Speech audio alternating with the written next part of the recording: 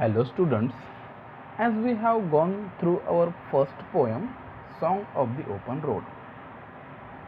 Today we are going to see the poetic devices from our poem. Poetic devices means what? Yes, poetic devices means figure of speech. Our poet Walt Whitman used a variety of poetic devices in our poem. See in the title itself, the poet has used two poetic devices. See, what is the title of our poem?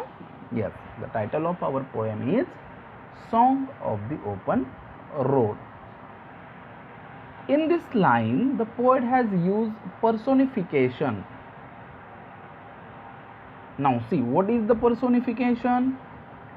When an inanimate thing or object is described as animate being, it called personification.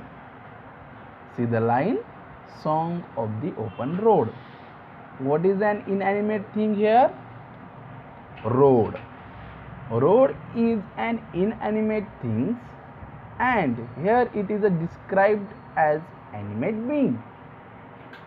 As road is singing a song, and hence the song of the open roads. So how to write the answer? See, it is a personification, and see what is the explanation of this device. An inanimate road is giving the human quality of singing, hence it is a personified. You can write this answer another way also. See, an inanimate road is described as animate being. You can write both way. Now see in the same line one more device used by our poet. See once again, see the line, Song of the Open Road. This is our title, and in this title poet used one more figure of speech, and that is metaphor. Now see what is mean by metaphor? See, metaphor is a poetic device which used to compare an object or an action with another object or another action. Now see the line, Song of the Open Road. Here the poet compared the journey of his life to Song of the Open Road. This is a comparison, direct comparison. Here poet compared the journey of his life to the Song of the Open Road. Okay, got it. It is metaphor, and the explanation, free and independent journey is implicitly compared to the Song of the Open Road. Implicitly means indirectly. So there is an indirect comparison between poet's journey and the Song of the Open Road. Okay. Now see the first line of the first stanza. Afoot and light-hearted I take to the open road. See, while writing any sentence in English, we follow the SVO structure. SVO, that is subject, verb and object. Okay. It is a compulsory for us to follow this structure, isn't it? But while writing poem, it is not compulsory for the poet to follow this structure, as the poet concentrate toward the rhyming words and meters, etc. Isn't it?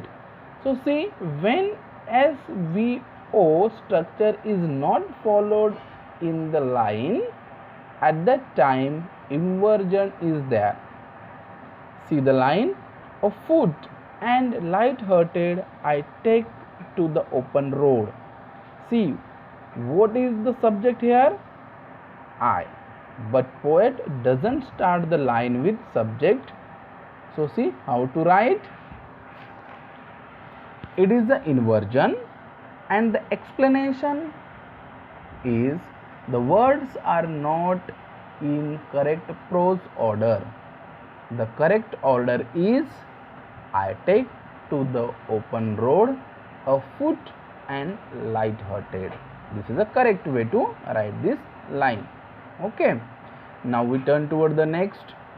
See the third line of first stanza. The long brown path before me, leading wherever I choose. It is an alliteration. When consonant sound is repeated in the line, alliteration is figure of speech in that line. The long brown path before me, leading wherever I choose. See the word long and leading. L sound, that is L sound, is repeated here.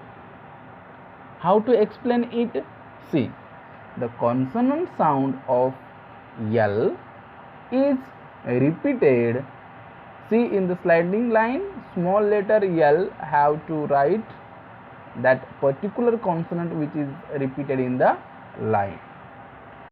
It means when the consonant sound is repeated in the line, at that time alliteration is a figure of speech. Now see the next line. See the second line of second stanza. Henceforth I whimper no more, postpone no more, need nothing. See the line, henceforth I whimper no more. Whimper means cry with fear or a pain. The poet here is telling that he never cries in his life. Further he says, postpone no more. He tells us that he never postpones anything in his life. He faces all the problems, difficulties, troubles in his life. And further he says, need nothing. He needs nothing means he is contented, he is satisfied in his life. See, in this line, the poet arranged the words in their ascending order of importance. Such a device is called as climax. See the explanation. The words are arranged in their ascending order of importance. See the third line of second stanza. Done with indoor complaints, libraries querulous criticism. Once again the same device is used here. It is a climax. And see the explanation. Same explanation is here.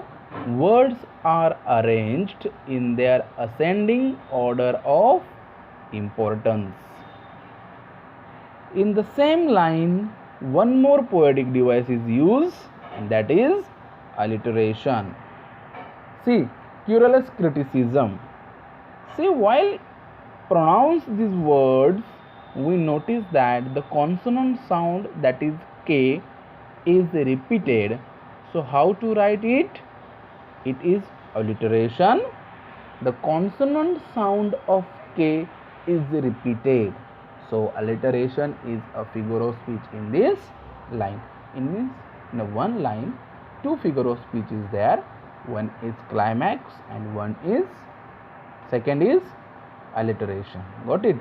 Why climax is there? Because of words are used by their ascending order of importance. And why alliteration is there? Because consonant sound K is repeated in the line. So alliteration is a figure of speech. Got it, everybody? Now see the last line of second stanza. Strong and content I travel open. Concentrate on the SVO structure. See, it is not followed by our poet. Hence, it is a inversion. See how to write? It is inversion. Words are not in a correct prose order. The correct prose order is I travel open road, strong and content. This is a proper way, proper order to write down. Now see the first line of last stanza. Still here I carry my old delicious burden. See expression. Delicious burdens, burdens means loads. Here the poet describes the burdens as delicious. Burdens cannot be delicious. It seems absurd. Absurd means ridiculous, comics. The statement seems us comic, so it is paradox. And see the explanation. A burden cannot be delicious. It seems absurd. In the same, one more device is used by the poet. See what is the line again. Still here I carry my old delicious burden. It is metaphor. Here the poet compared burdens with something delicious. So see how to write the explanation. Burdens are implicitly, it means indirectly, compared to something delicious. See the second of the last stanza, second line of the last stanza. I carry them, men and women. I carry them with me wherever I go. See the word carry them repeated twice. Here the word carry them repeated twice. So when the words are repeated in the line, repetition is a figure of speech. See how to write the answer. It is repetition. The words carry them are repeated in the line. Now see the last line of the poem. I am filled with them and will fill the return. See the once again repetition is used. So see how to write. It is repetition. The word fill is repeated. So repetition is a figure of speech in this line also. Okay students, so today we have to gone through all the poetic devices from our first poem. You learn them and write down all this figure of speech in your notebook. Got it everybody? Thank you.